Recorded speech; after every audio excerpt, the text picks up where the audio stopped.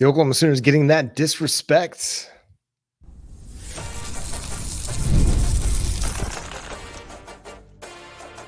You are Locked On Sooners, your daily podcast on the Oklahoma Sooners. Part of the Locked On Podcast Network, your team every day.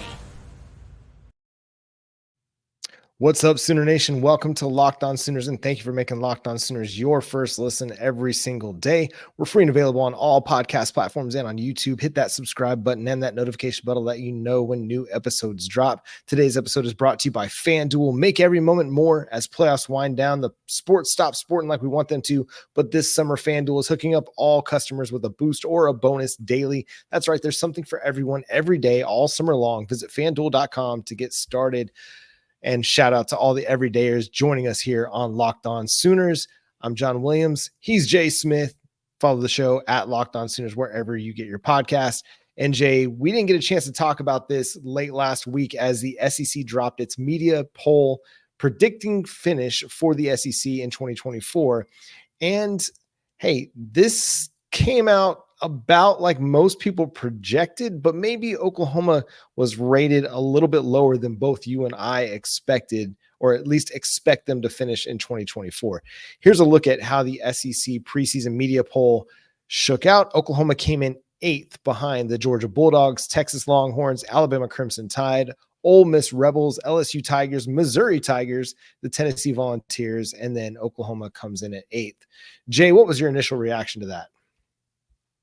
It's kind of what I expected, right? It most of the SEC and meeting people down there at media days in Dallas and just having conversations, a lot of people really think Oklahoma's going to end up middle of the road, right? They believe that the schedule is just too strenuous, and me personally, I don't agree with that, right? I don't think the schedule is going to be as bad as everybody thinks. I think some of the teams that are ranked very high had a solid first year, but you had a solid 1 year, and that things will probably level out back to the way it normally is. And I think Oklahoma's being underestimated and underrated, which I actually like. The more underrated we are right now, the better. And as we prove ourselves more and more, I think the respect will come with it. Yeah, a lot of people at the end of the season are going to act pretty shocked when Oklahoma finishes higher than their 8th place predicted finish. Matt Moscana, our colleague over at Locked On LSU, had this to say on Twitter. He said roughly 20% of the credentialed media even bothered to submit a ballot. Just going into okay, maybe let's not look into this too deeply. But you talked about teams that finished in front of Oklahoma in the preseason media poll. And I'm with you. I think we can start at the top. I still don't understand all of the Texas love. Listen, I get it. Steve Sarkisian and the Longhorns had a great year a year ago. Quinn Ewers is a good quarterback. Is he transcendent? No. Is he Baker Mayfield, Kyler Murray? No. Is he Vince Young? No. Is he Colt McCoy? I don't think so. Is he a quarterback that's capable of carrying the Texas Longhorns? I don't think he's that guy. Is he a really good quarterback? Yeah. I think he's a really good quarterback. But Texas lost 11 guys to the NFL draft last year. Did they replace some guys in the portal? Isaiah Bond? Sure. Really good player. Good offensive line? Yeah, they've got a good offensive line. But the defense was about average. It wasn't a great defense last year. And you lost 2 really, really important dudes along your defensive front to the NFL draft. So I still don't understand why we're gassing up Texas like we are. I think you can make an argument for maybe LSU and maybe Missouri are ranked a little bit high. Tennessee coming in right above Oklahoma. I think you could interchange those two, and we'll find out the first week of SEC play for the Oklahoma Sooners, really who is the better team. But if it's a close game, you could probably flip it in Tennessee's favor if it were to be in, Neyland Stadium out there in Knoxville. So, Missouri and LSU are about the only two, and Texas about the only two that I really, or three that I really think are ranked probably too high for where they're at right now.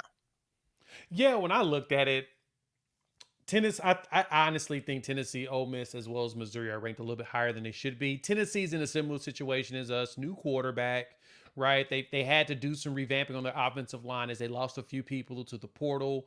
They added Lance Hurd, who came from LSU, who actually hasn't really started. So it's a lot of potential and a lot of we don't know right now. Having James Pierce Jr. really helps out a lot on the defensive side for the Vols, but being truth be told, that secondary is very questionable, right? We still need to get some proven data from them to see that they're going to be that good. And so for us, bringing back, you hear me preach it a lot, bringing back as much defensive players and production that we're bringing back, this is what it's supposed to look like for Brent Venables' defense. As he gets more production returned and more veteran presence and more people in his system, the defenses always flourish, and there's no reason to expect anything less.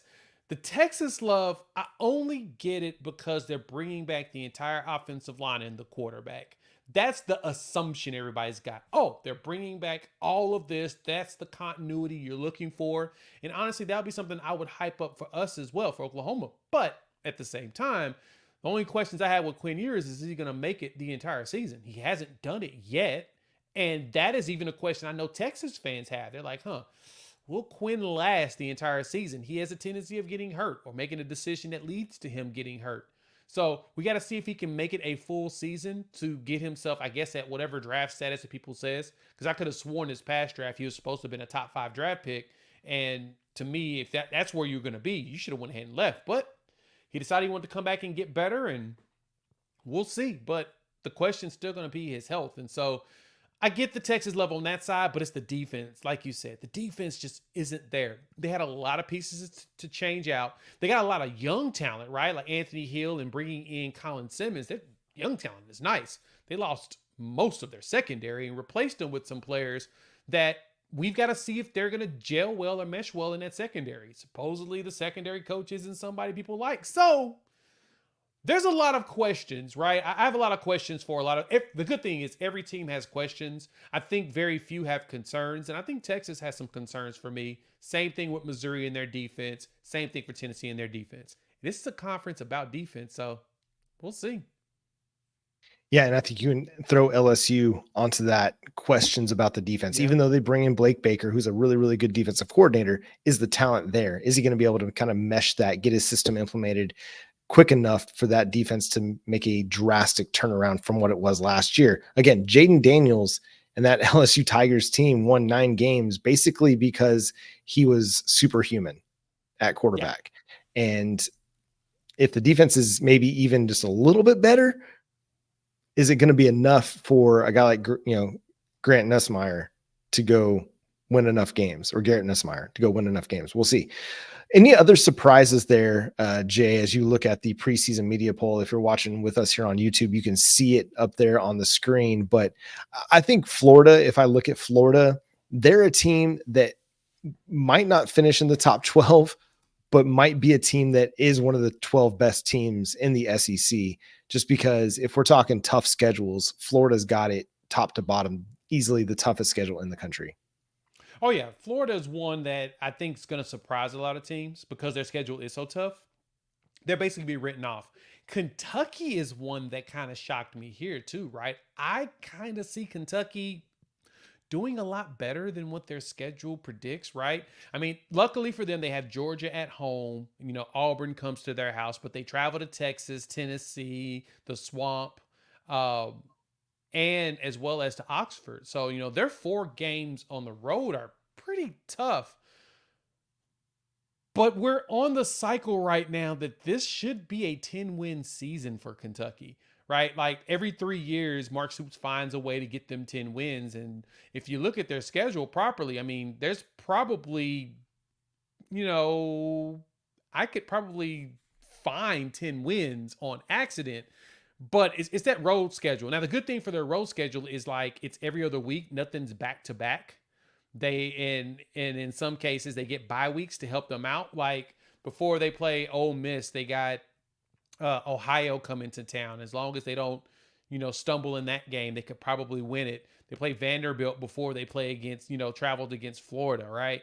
Now, the Auburn to Tennessee jump is going to be pretty big, but luckily Auburn's at home and it's actually after their second bye week. And then, a lot of their, actually it's not a bye week there. That's actually just back to back there. And in November, they got Murray State before they travel to Texas, right? So they've got some games that gives them some cushion to kind of help with the schedule itself. But I think Kentucky's one to keep your eyes out for. Yeah, we would like to see little Stoops improvement over there in Lexington. But to me, they might have the best blue uniform in college football. The Kentucky Wildcats. I don't know what it is about it, but it just catches my eye all the time. Blue's my favorite color. I'm always wearing some shade of blue. But yeah, I don't know why. That's an aside. That's uniform talk, maybe for another day. The Oklahoma Sooners getting a little bit of love though on the SEC preseason media teams. We'll discuss who they are and where they landed coming up next here on Locked On Sooners.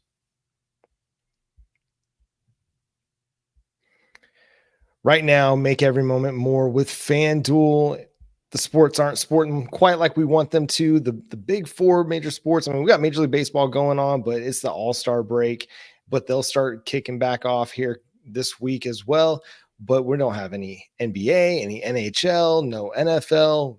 But training camp's getting going. But again, those sports just aren't sportsing like we want them to. But FanDuel lets me keep the sports going whenever I want. All I have to do is open the app and dream up bets anytime I'm in the mood. And this summer, FanDuel is hooking up all customers with a boost or a bonus daily. That's right. There's something for everyone every day, all summer long. Looking at the college football playoff odds for Oklahoma, I mean, 9th best odds in the SEC, 22nd in the nation in odds to make the college football playoff. Being a little bit underrated right now over on FanDuel. So if you want to get in on the action right now, plus 490, meaning you lay $100 down, you can make $490 back if the Oklahoma Sooners make the college football playoffs. So just a really intriguing betting option there. So go over to FanDuel.com and start making the most out of your summer. FanDuel is an official sports betting partner of Major League Baseball.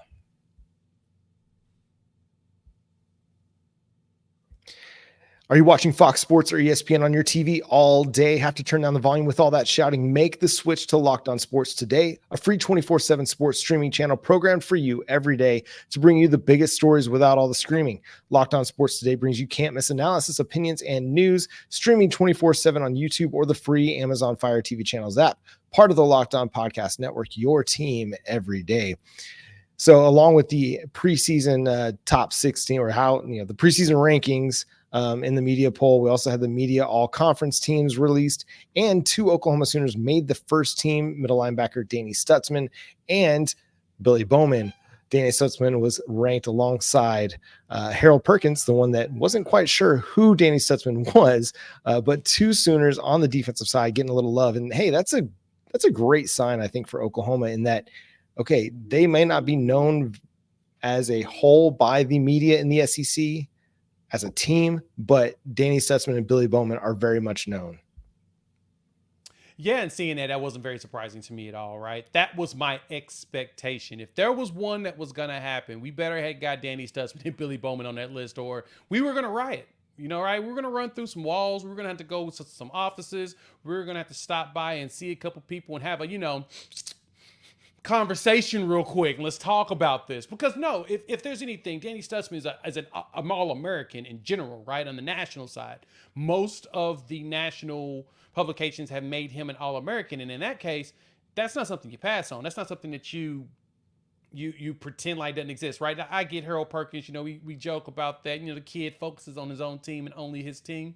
Totally get that. But if anything, everybody knows who Danny Stutsman is, and if in the national media they know it. Here at the SEC, they do too. So I'm glad to see that Stutsman got in there and Billy Bowman's getting recognition, since both of them were definitely spurred when it came to their actual respective awards that they could have gone for, the Buckets as well as the Thorpe, which is still wild to me that the Thorpe is an Oklahoma-based award from an Oklahoma company, and they still disregarded Billy Bowman. But I digress.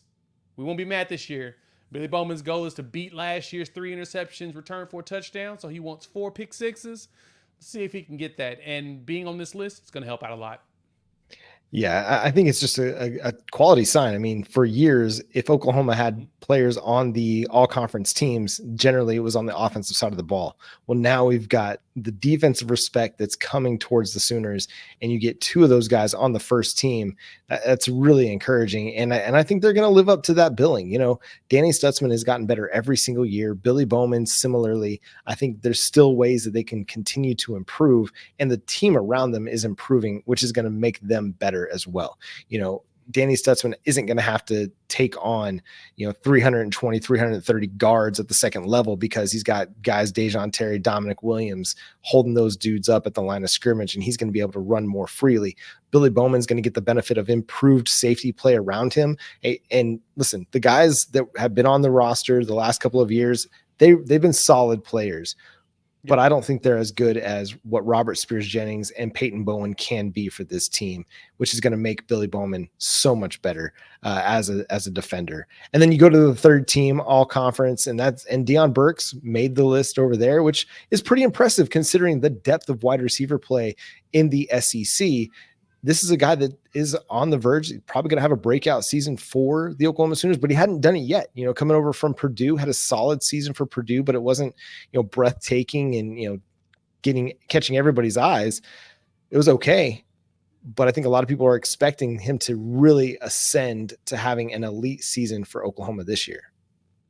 Yeah, and then Nick Anderson is one that kind of surprised me. He got a couple votes? I actually saw it was CJ Vogel from on Texas. Kind of fascinating. He hit his with the Nick should be on this list, and he actually argued with Texas fans about it on there. Right? I thought that was fascinating that he actually felt the need to argue with Texas fans to let them know, no, Isaiah Bond's not going to be above Nick Anderson. Nick Anderson's numbers already show you that he should be above Bond. And even funny when you look at that list, right? When you look at the list, there's like one Texas player on there. That to me was more shocking than anything. With everyone being so high on Texas, we got like Kelvin Banks Jr., which was expected. He's been slated as a first-round pick for like the last 2 years, but he's only dude. And he's on the offensive side of the ball. So there's questions we had about our rival. It's definitely been the defense. Curious to see how that plays out for them. But I love to see that we got two guys. And, then you get the third teamer to go along with that with Burks. Aside from Nick Anderson, anybody else you felt like might have been deserving of a little bit of all-conference love in the preseason? Yeah, Dominic Williams also was one that I kind of thought would have got some recognition, but so he was a freshman All-American. And last year, I don't think he had the greatest season because everybody was paying attention to him. I mean, when you show up as a freshman All-American, it typically what happens to you, right? People start to recognize, oh no, we need to scheme to stop that dude. And based upon the way TCU's scheme was set up anyway, he was really there to eat blocks. He just overachieved with eating those blocks and making things happen his freshman year. But this past season, it was, okay, but he recognized that he needed a new scheme if he wanted to really get himself drafted, hence why he's here at Oklahoma. And I would have thought that he would have got a little bit more respect in that just because of how he played. But, you see other transfer players on the list, right? Trey Moore was on the list for Texas. I think he's like second team, and he came from UTSA, right? You see some of the transfer guys on there, Walter Nolan, of course, but he's supposed to be on there. He's supposed to be a really, really good player. But I thought Dominic should have been on there a lot higher should have been on there. And then I thought Nick Anderson was honestly the two that should have got more respect. And if I had to pick one more, Gentry Williams, they're going to recognize who that kid is soon. Yeah, we just need to get Gentry Williams that super soldier serum to make sure his shoulder stays intact this season so he can have a full, 16, 17 game season for the Oklahoma Sooners, because he's going to have a phenomenal year. I really believe that. He was already off to a phenomenal start last year. I think I'm with you. Dominic Williams is a choice. I think you could probably make a case for Ethan Downs as arguably their best defensive end over the last couple of years. And then at running back, Gavin Sawchuk had a really, really strong finish to the season, but like wide receiver, running back is pretty deep in the SEC. So it's kind of understandable. Gavin Sawchuk, though, has a chance to finish 2024 on one of these all SEC teams if Oklahoma can get off to a hot start with their offensive line through the first few games of SEC play. What's the best rivalry in college football? This has been debated at length for months and months and months and months. So we're going to discuss it here on Locked On Sooners.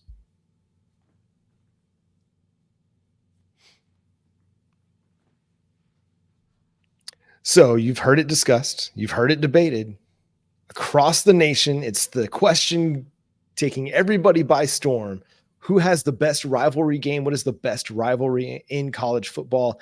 And obviously, we are going to be biased towards the Red River rivalry. There's nothing like it. There's nothing that comes close to the 50-50 split inside the Cotton Bowl with 90,000 inside the stadium, several 100,000 more outside the stadium.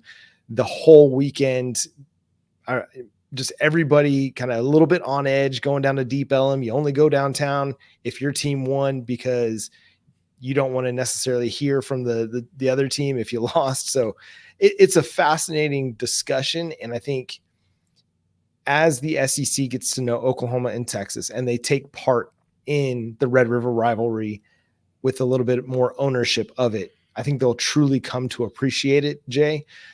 And obviously, I'm going to put it up there. I want to put it right at the top. That, to me, is the best rivalry game. What did our folks over at On3 have to say about that, though?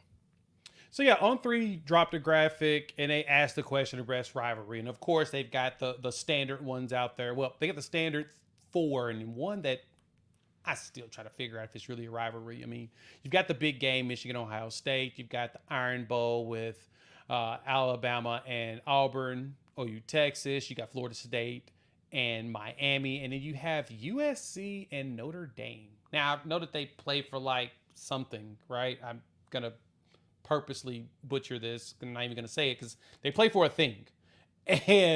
But it just doesn't feel like it's one of those rivalries that's truly hated, right? Like if to me, you could throw Texas A&M in there as a replacement. You could throw Oklahoma State. Possibly. You could throw Georgia and Florida in there, right? The world's largest outdoor cocktail party, which is not called that anymore, but it's called that in our hearts.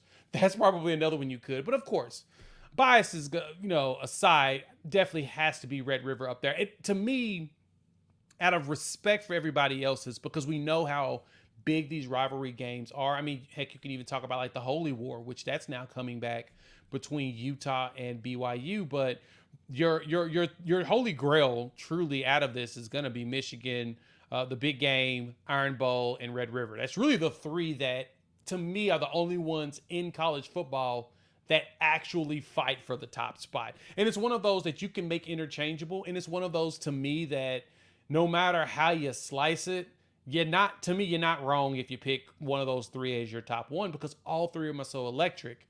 But, of course, our bias here for me on OU Texas is just as you said, man, that split is just different. And then going there to the fair, like when I was chatting with Josh Pate about it at Media Days, right? Good old name drop in here. I was like, I'm so glad you came and was able to see it. He's like, man, I've been 3 times. He's like, every experience is like the best. He's like, I just need Oklahoma and Texas to both be good and lined up that way I can easily make it back. He's like, I would go every year if I could, right? It's one of those games that is, it blows your mind. And even the players will tell you that they hear about it, they don't believe it, they experience it, and they're like, yeah, it was everything and more. So that one probably to me is the one that really resonates the most. And I think with like the big game and the Iron Bowl, the passion behind the game helps. But it's so different because you're in way more hostile territory when you're on the road because you're on a road game with a school that like they really hate you. Like they that passion, they hate you. So it's not the same where you have to. It's like a divide. I think the divide really, of course, makes OU Texas just jump out against everybody else. Yeah, there are so many really, really good rivalries in the sport, and it's part of what makes the sport so great. I think you could even throw in the Army-Navy game, the uniqueness there, getting their own kind of Saturday to really, promote that rivalry is pretty special. Now, those teams aren't in the national consciousness of college football. Like they're not, competing and contending for national titles, but it's still, I think, a game that resonates with a lot of college football fans, especially the college football purists. The Civil War between Oregon State, that's underrated, and it's one that takes a little bit of the sting out of it with the Pac-12 demise, but they're continuing to find a way to make it go on. Like, they're not slowing down. They've made it work to where they can continue to play that game. Oklahoma State. And I mean, I think you could throw Oklahoma, Nebraska in there too, as one of the better rivalries in sports. Again, they haven't gotten to play as much in recent years, so the shine is a little bit off on that. But for decades, that might have been one of the biggest rivalries in sports because the teams were at the top of the college football pyramid for so long. The 60s, 70s, 80s, it was Oklahoma and Nebraska just battling out all the time for the Big 8 title, for national titles. It was huge. And for, the college football fans that are like our dad's age, like that's one of the premier matchups in the entire sport. So, it maybe hits a little bit different for younger fans because they haven't gotten to see as much Oklahoma and Nebraska going for national titles at the same time. Mm-hmm. But it's a game that means a lot and it matters a lot. But it's fun to kind of debate this because I think there are so many really fun and fascinating games every single offseason or every single year, not offseason, but every single season. Even the Iron Bowl where, okay, Auburn might be just kind of this middle of the road team. They're an average team. They still give Alabama fits every single time. And to me, that's the true definition of a rivalry is, I mean, you literally throw the records out the window. You throw the stats out the window. It doesn't matter what you've done to that point. It's a whole different ball game when it comes to the Iron Bowl. And so, yeah, I can understand the SEC argument for the Iron Bowl being number one, but as far as the game itself, nothing is better than the Red River Showdown, the Red River Shootout, the Red River Rivalry, OU Texas, whatever you want to call it. Nothing better than that. Yeah, it's hard to argue against it. Like, I can't argue against you when it comes to it because it's just that big of a game, right? It's that one, and it's funny because it's really, when it comes to the rivalry where just about anything can happen, it really is OU Texas and then Iron Bowl, right? Both of those have a tendency of the inferior team winning very often. Like, you don't see that much in the big game, right? It's more of both of the top teams and they win because they're going to win. Like, if one team is bad and the other one's good, the bad team's going to get blown out. It never fails. It's not one of those where they sneak in and win the game. It's always no, you suck. It's going to be a blowout. Whereas with OU Texas and the Iron Bowl, one team can have one win all season and they'll find a way to be up for that game and somehow win. It's like you can never overlook them, right? And with Michigan, Ohio State, the helpful thing for them on overlooking is that it's rare that both of them are just down bad, right? Michigan's been okay, the 21st century, and Ohio State's been superior. They've rattled off a whole bunch of wins, but at the same time, Michigan wasn't just awful. They were okay.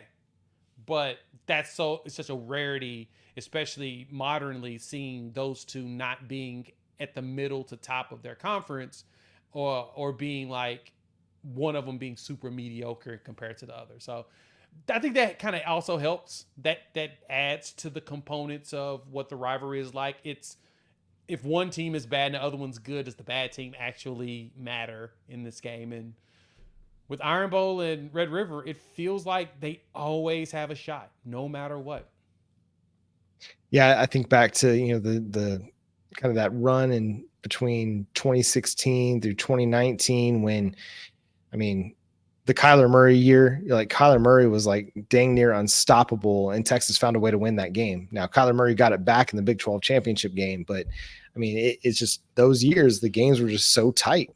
And even this past year, I mean, Texas was supposed to blow out Oklahoma. Oklahoma wasn't supposed to really be much of anything, and Oklahoma was able to get the win. So, yeah. And they're going to do it again this year. I'll say it again. Oklahoma's going to beat Texas again this year. and send the Longhorns crying with their second loss of the season. But that's going to do it for today's episode of Locked On Sooners. Thanks so much for tuning in, being a part of the show. Subscribe to the show wherever you get your podcasts. We're free and available on all podcast platforms. Also, go check out the Locked On Sooners Insider Program, where you will get special content. You can have Q&As with me and Jay. You can interact with us at any time by sending SEC 2024 to 405-817-6711 to get 25% off your first month. Again, that's text SEC 2024 to 405-817-6711 to join the Locked On Sooners Insider Program. Follow Jay on Twitter at Unfair Sports, myself at John 9 Williams. The show is at Locked On Sooners on Twitter, Facebook, Instagram, TikTok. Also subscribe to the show wherever you get your podcasts and drop us a 5-star review. If you get your podcast on Apple, it would really help us if you gave us a 5-star review, because it helps other people find out about the show. And I know you want to help your friends, your family find out about the show. Talk to somebody that went to church with, and he was in visiting. He's like, I know you. I watch your show every day. I'm like, hey, that's awesome. Thank you. So Nice. Shout out to all the everydayers out there that are making Locked On Sooners their first listen every single day. Also, go check out the Locked On Sports Today 24/7 streaming channel on YouTube. And now it's also available on Amazon Fire TV in the free Fire TV channels app. Locked On Sports Today is here for you 24/7, covering the top sports stories of the day with the local experts of Locked On, plus our national shows covering every league. Find Locked On Sports Today now available on the free Fire TV channels app. Again, he's Jay Smith. I'm John Williams. We'll catch you next time. Boomer Sooner.